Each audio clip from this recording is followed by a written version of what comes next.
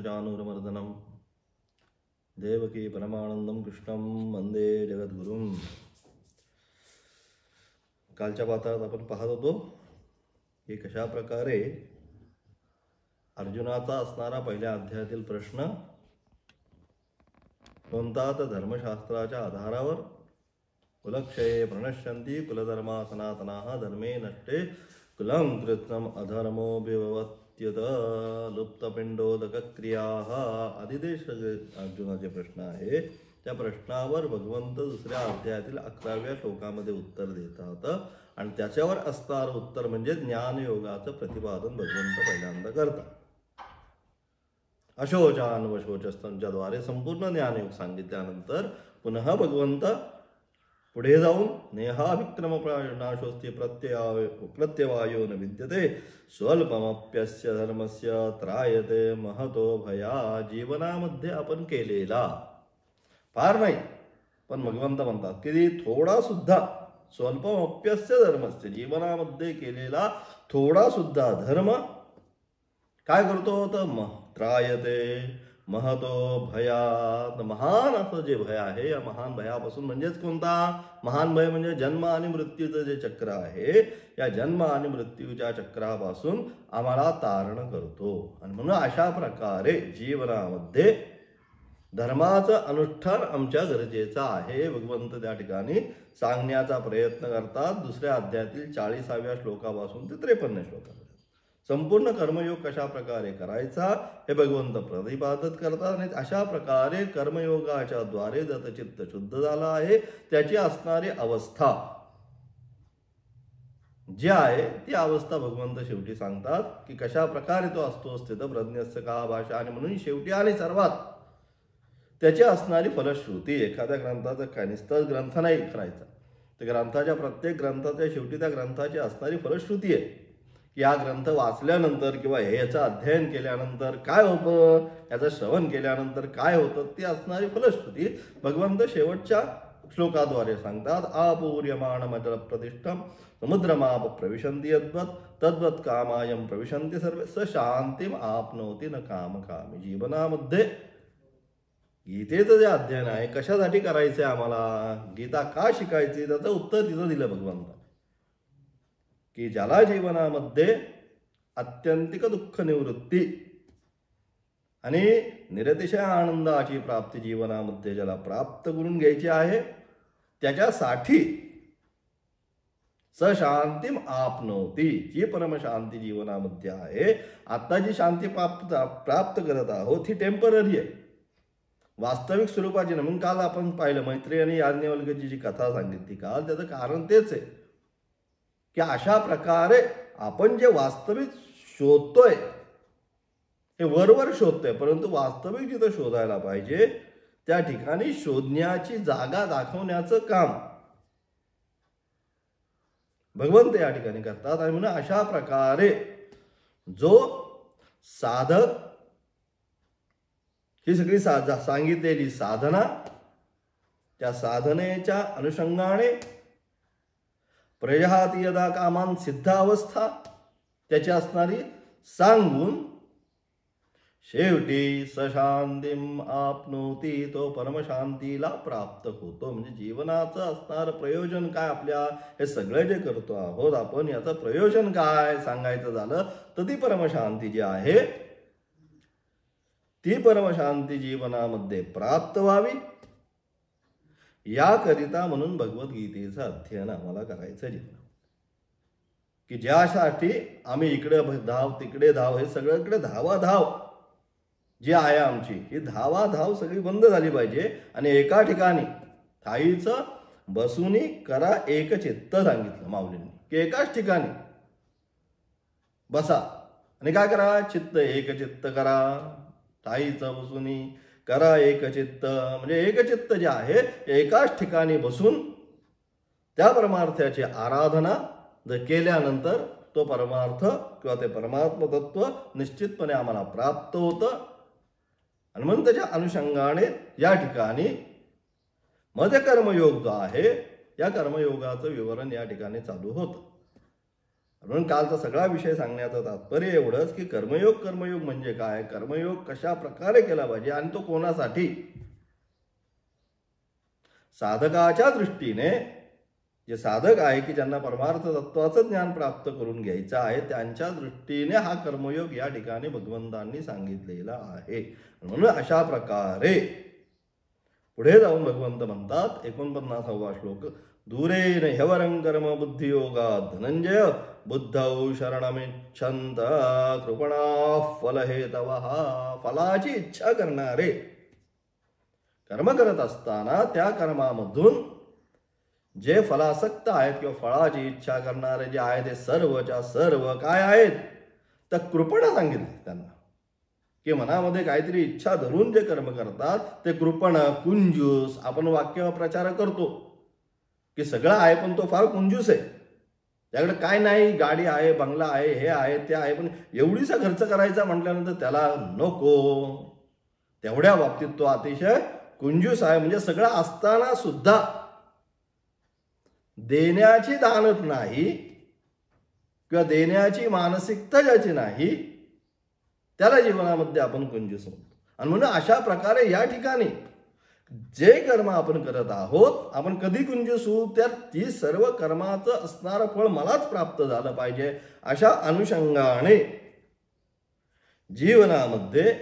फळाच्या हेतूने जो साधक कर्म करतो ते साधक कृपण हा म्हणजे ते सर्व अत्यंत दीन सांगितले भगवंतांनी या ठिकाणी गीतेने. त्यांना दीन उपना दिली, कुंजूसी उपना दिली, अत्यंत दीन आहेत ते.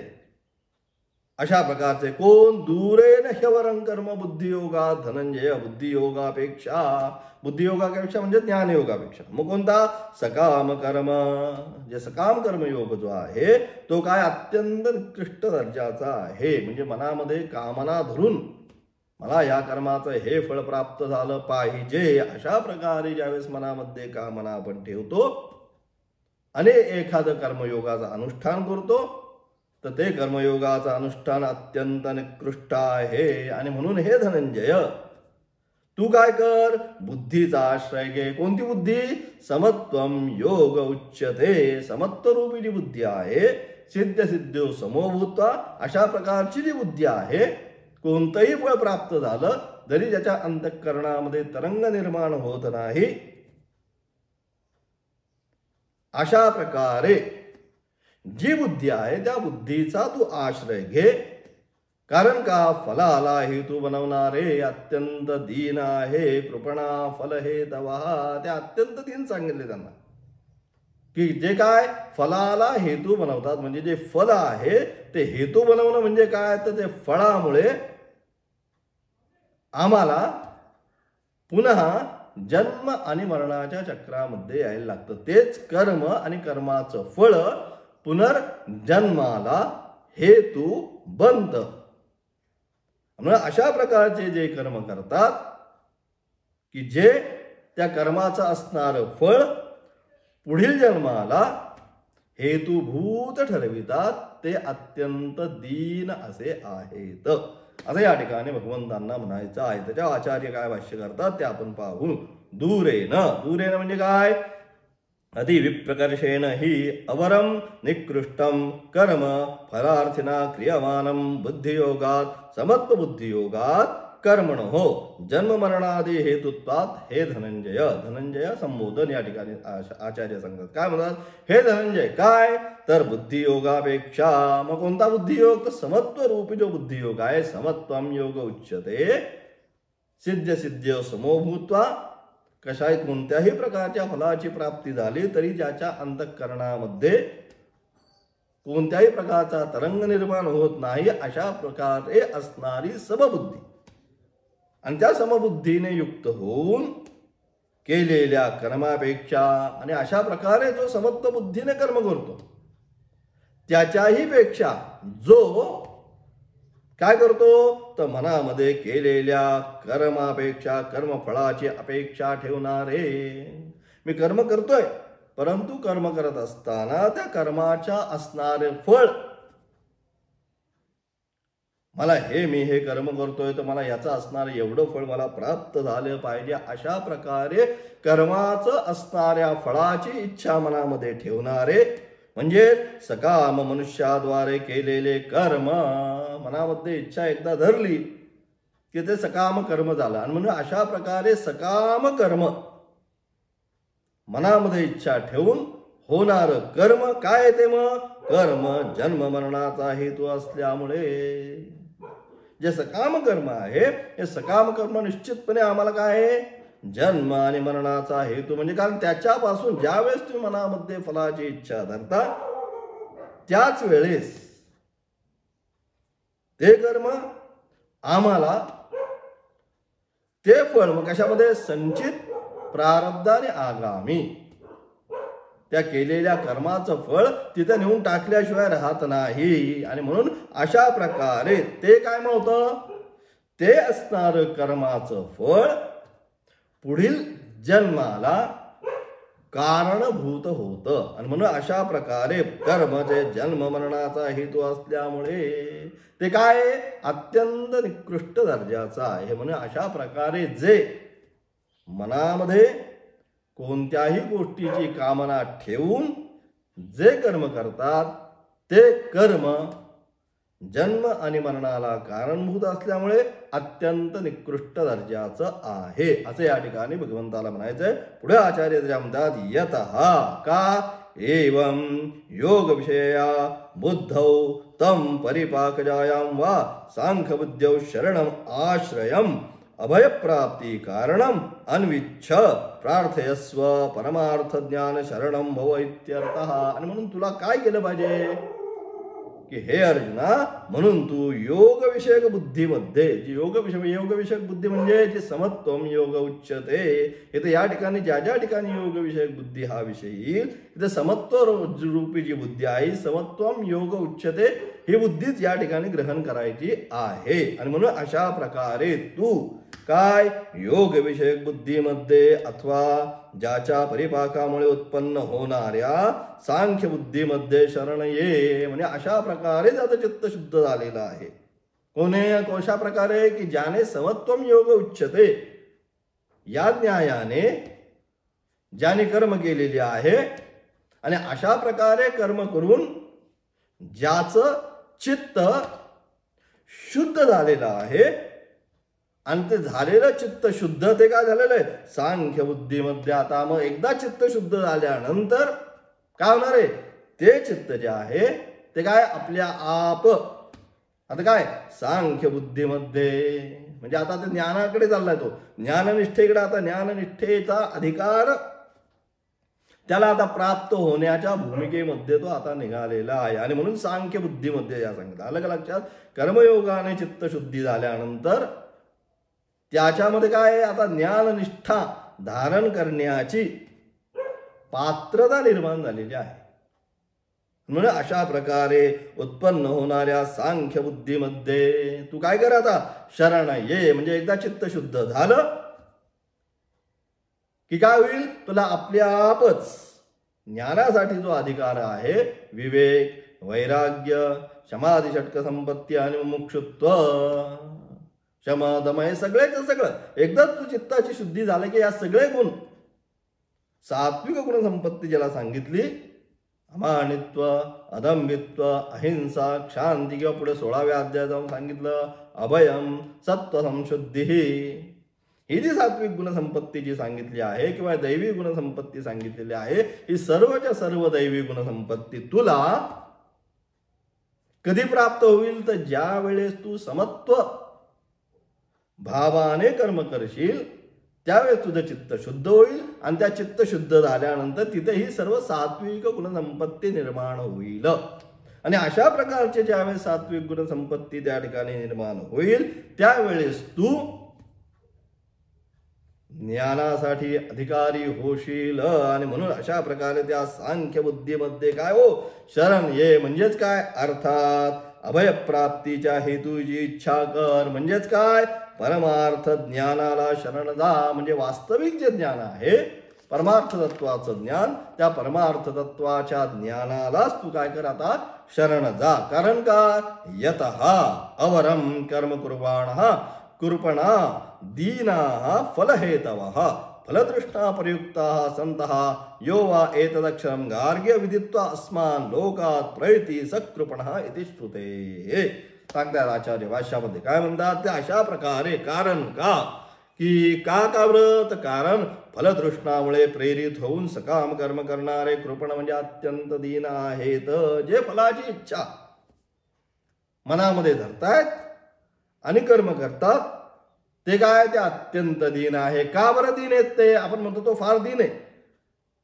किती त्याला सांगायचं तरी सुद्धा तो त्याच मार्गावर जातो. तो अत्यंत दीन आहे. त्याच्या मनामध्ये आपल्या मनाबद्दल त्याच्याबद्दल एक दीनता निर्माण होते. तो तसाच आहे. त्याला किती सांगा तरी तो पुन्हा पुन्हा त्याच चक्रामध्ये येतो. त्याला मी फार समजून सांगितलं तरी सुद्धा काय त्याला लक्षात येत नाहीत. पुन्हा तो अत्यंत दीन आहे. काही सांगितलं तरी तो त्याच मार्गा फिरून येतो. त्याप्रमाणे हे जे आहेत कोण सकाम काम मनामध्ये कामना ठेवून कर्म करणारे सर्वच्या सर्व अत्यंत दीन आहेत. का दीन आहेत ते पुन्हा पुन्हा जन्म आणि मरण रूपी चक्रामध्ये सापडणारे असल्यामुळे हे सर्वच्या सर्व अत्यंत दीन आहे.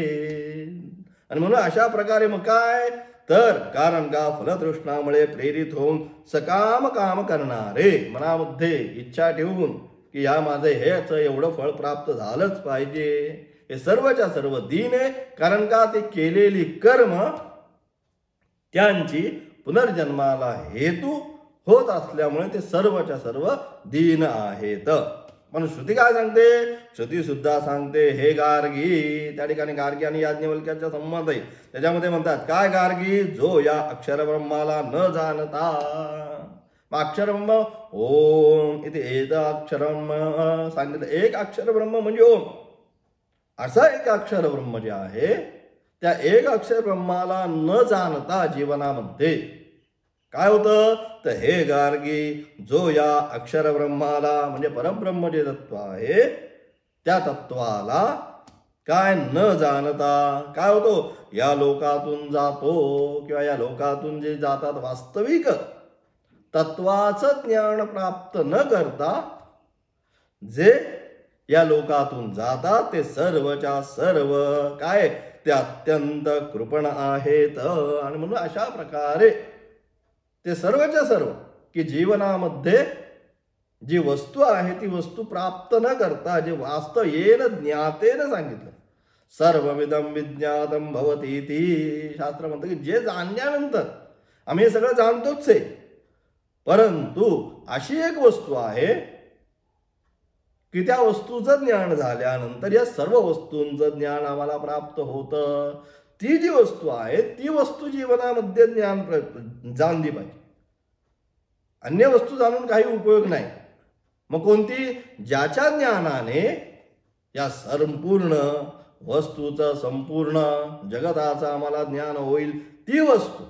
म्हणून त्या ठिकाणी सुद्धा जो आहे संवाद त्यांचा अरुणीचा त्याला म्हणतो की तू वडलं गुरुजींना विचारलंस का जे जाणायचंय ते. तर तो सगळं मी विचारलं परंतु जे जाणायचंय ते गुरुजींना विचारलं नाही त्या ठिकाणी. आणि म्हणून अशा प्रकारे ती वस्तू जाणल्यामुळे वास्तविक पाहता या सर्व वस्तूचं ज्ञान प्राप्त होणार आहे. ती वस्तू म्हणजे कोणती एकाक्षर ब्रह्म. तेच सांगितलं जो या अक्षर ब्रह्माला काय करतो न जाणताच बाकी सगळं जाणलंय परंतु ते ब्रह्मतत्व जे आहे ते ब्रह्मतत्व त्यांनी जीवनामध्ये जाणलं नाही. आणि अशा प्रकारे त्या अक्षर ब्रह्माला न जाणता या लोकामधून जातात ते सगळेच्या सगळे कृपणच होतात. कृपण होतात म्हणजे काय जातात म्हणजे काय ते येण्याकरता जातात म्हणून ते सगळे कृपण होतात. म्हणजे काय जन्म आणि मृत्यूच्या जर त्या अक्षराला जाणलं नाही ते सर्वच्या सर्व ज्यांनी त्या अक्षराला जाणलेलं नाही ते सर्वच्या सर्व या जन्म आणि मृत्यूच्या चक्रामध्ये पुन्हा पुन्हा येतात. आणि म्हणून ते सर्वच्या सर्व कृपण होतात. आणि म्हणून अशा प्रकारे तू काय कर समत्व बुद्धियुक्त सन स्वधर्मम अनुष्ठेयन यतः फलम प्राप्नोति तशृणु. आणि म्हणजे अशा प्रकारे समत्व बुद्धियुक्त होऊन काय कर, योग कर्म सुकौशल्यम किंवा समत्वम योग उच्यते, ही जी बुद्धी आतापर्यंत सांगितलेली आहे, समत्व बुद्धियुक्त होऊन स्वधर्मचरण करणारा पुरुष जे फळ प्राप्त करतो ते आहे की ज्याची बुद्धी समत्व आहे, सिद्ध सिद्ध्यो समोभूत्वा, ज्याची बुद्धी समान झालेली आहे, ज्यांचा अंतःकरणामध्ये कोणत्याही प्रकारचा तरंग निर्माण होत नाही, त्याच्याबद्दल आता ऐक. म्हणजे अशा प्रकारे ते कोणतं फळ प्राप्त करतात, ते फळ भगवंत पुढच्या श्लोकाच्या द्वारे सांगतात. बुद्धियुक्तो जहातीह उभे सुकृत दुष्कृत तस्माद योगायुज्यस्व योग कर्म सुकौशल्यम. पुन्हा सांगितलं हे दोन विषय महत्वाचे, समत्वम योग उच्यते आणि योग हा कर्म सुकौशल्यम. कर्मामध्ये कर्म कसं करायचं हे जाणून घेणं. कर्म कसं करायचं म्हणजे कर्म करत असताना ते कर्म कशा प्रकारे पुनर्जन्माला कारण होणार नाही ही भावना मनामध्ये ठेवून जो कर्म करतो तोच कर्म करण्यामध्ये कुशल. योग म्हणून या ठिकाणी सांगितलं योग हा कर्मसु कौशल्यम, कर्मामध्ये असणारी कुशलता. कुशलतापूर्वक कर्म केलं, कर्म तर करायचंच आहे, कर्माचा परिपूर्ण त्याग करून राहता येणार नाही लगेच, परंतु कर्म करत असताना ते कशा प्रकारे कर्म केल्यानंतर ते कर्म मला पुनर्जन्माला हेतू होणार नाही हे जाणीवपूर्वक जो आपल्या जीवनामध्ये कर्म करत राहतो तो वास्तविक कुशल. या ठिकाणी सांगितलं योग हा कर्मसु कौशल्यम, तोच योग आहे. म्हणून ह्या दोन गोष्टी महत्वाच्या या दोन्ही श्लोकामध्ये सांगितलं. कुठला समत्वम योग उच्यते, योग शब्दाची व्याख्या केली की समत्व योग, योग म्हणजे काय, तो योग म्हणजे समत्वम योग उच्यते. आणि दुसरं योग म्हणजे काय, कर्मामध्ये असणारी कुशलता.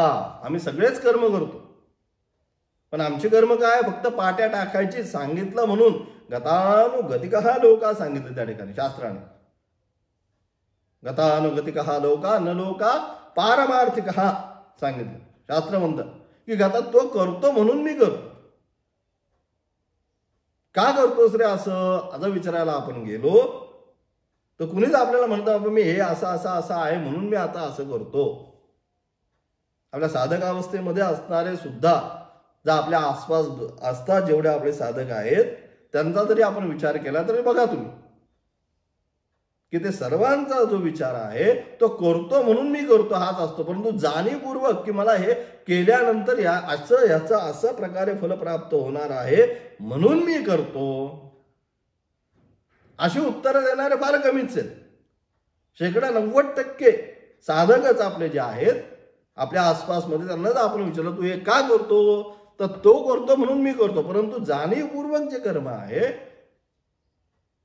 की नाही मी हे करतो म्हणजे मला ह्याच्यामुळे हे असं होणार आहे, ह्यामुळे मी हे करतो असं सांगणारे फार क्वचित आहे. पण बाकीचे सगळे गतानुगतिकः लोकः म्हणून सांगितलं शास्त्राने की सगळे गतात तो करतो म्हणून मी करतो, तो करतो म्हणून मी करतो. न लोका पारमार्थिकः, स्पष्ट सांगतं शास्त्र की वास्तविक पारमार्थिक कोणीच नाही, फक्त तो करतो म्हणून मी करतो या भावनेनेच आपण सर्वजण कर्मामध्ये प्रवृत्त होत असतो.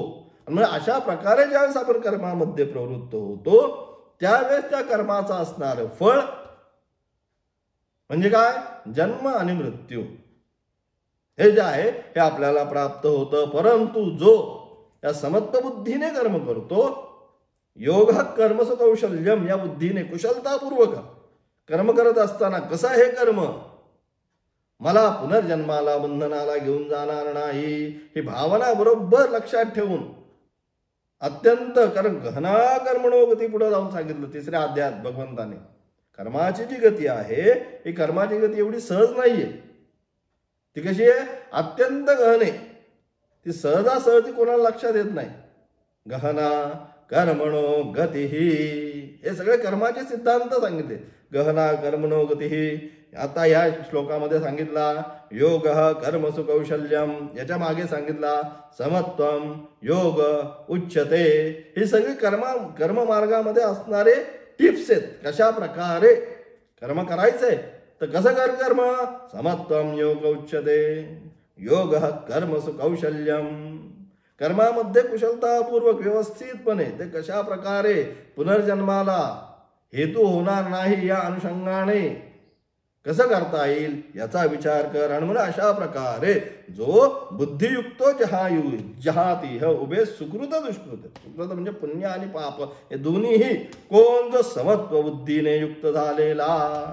मागे ज्या श्लोकात सांगितलं की ज्यांनी काय केलं समत्व सिद्ध सिद्धो त्याचं कुठलंही फळ झालं प्राप्त झालं तरी सुद्धा जो काय होतो विचलित होत नाही.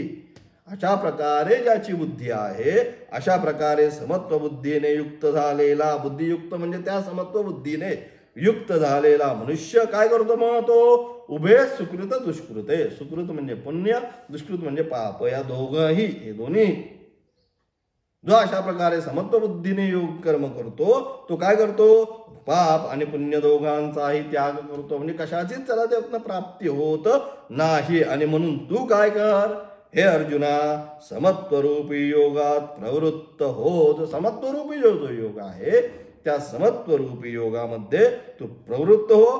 कारण का तर कर्मात योगच कुशल आहे. योगा म्हणजे समत्व बुद्धीने जी कर्म करण्याचा जो योग आहे हा योगच सर्व कर्मयोगामध्ये अत्यंत कुशल अशा स्वरूपाचा या ठिकाणी सांगितलेला आहे. त्याचा असणारं विशेष व्याख्यान उद्याच्या पाठामध्ये पाहणार आहोत.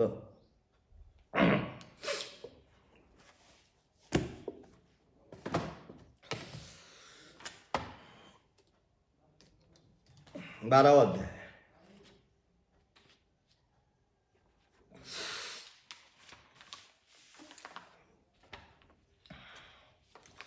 अथ 12ोऽध्यायः.